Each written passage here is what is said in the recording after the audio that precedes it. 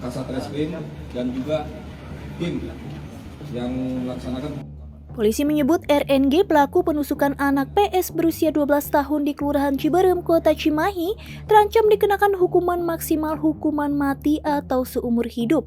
Selain itu, pelaku akan mendapatkan hukuman minimal yaitu 20 tahun penjara. Ditreskrimum Polda Jabar melakukan penyelidikan pasca peristiwa penusukan terjadi tanggal 19 Oktober lalu. Polisi selanjutnya mengecek seluruh rekaman CCTV di area tempat kejadian perkara. Tim pun memeriksa teman pelaku yang sempat minum minuman keras bersama hingga akhirnya merilis nama pelaku pada Ahad 23 Oktober 2022. Pihaknya sempat mencari pelaku di 6 tempat dan menanyakan ke keluarga pelaku, namun mereka menyebut tidak mengetahui keberadaannya.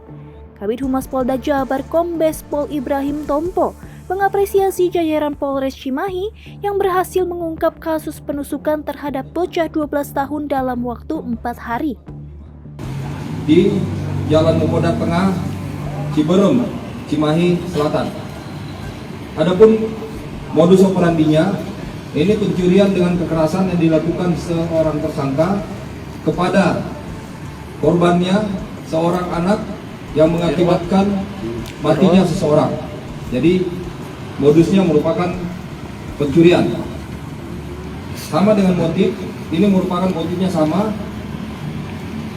Niat untuk melakukan pencurian dengan kekerasan kepada seseorang yang dilakukan oleh tersangka kepada korban yang mengakibatkan matinya korban. Identitas korban ini seorang anak berumur 12 tahun. Ini PS. Saksi yang diperiksa ini sebanyak 14 orang saksi.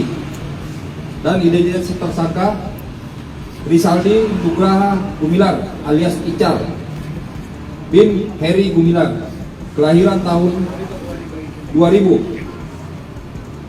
Alamatnya di Kelurahan Meneber, Kecamatan Andir, Kota Bandung. Kronologis kejadiannya di mana pada tanggal 19 itu tersangka pengen meminjam HP dari temannya, saudara G. Namun oleh temannya tersebut diledek bahwa kamu ini sudah tahun 2022 masih belum juga punya HP, usaha dong. Nah, ini akhirnya membuat tersangka merasa sakit hati dan juga berniat untuk mencari HP, tapi dengan cara yang tidak benar. Akhirnya dia berniat meminjam sepeda motor. Kemudian setelah meminjam sepeda motor, dia kemudian keluar dan kembali ke rumahnya dan mengambil tas. Tasnya tersebut sudah berisi sampul. Kemudian setelah itu dia keluar dan mencari sasaran. Pertama dia standby di pom bensin setelah mengisi minyak, kemudian dia standby melihat situasi masih ramai, dia kemudian berputar-putar dan akhirnya masih melihat situasi ramai, dia menuju ke Jalan Mukobar. Di Jalan Mukobar tersebut dia sempat berputar-putar. Ini juga relevansinya cocok dengan data yang kita temukan. Terlihat dalam CCTV, tersangka menggunakan sepeda motor ini berputar-putar di sekitar area TKP. Dan kemudian relevansi juga dengan hasil pemeriksaan bahwa tersangka kemudian mendapatkan dan melihat sasaran 2 orang anak yang sedang berjalan, yang akhirnya dilihat 1 orang berjalan ke kiri, 1 orang berjalan lurus. Dia memilih jalan ke kiri tersebut karena dia memperhitungkan bahwa ini korban yang cukup lemah dan areanya sepi.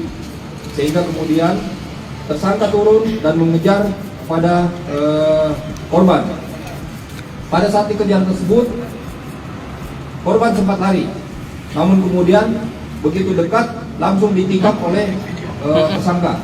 Setelah ditikam kemudian dilakukan penggeledahan terkait dengan tasnya, di mana akhirnya tidak ditemukan barang yang diharapkan tersebut.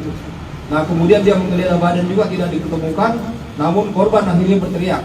Setelah berteriak minta tolong, akhirnya tersangka melarikan diri.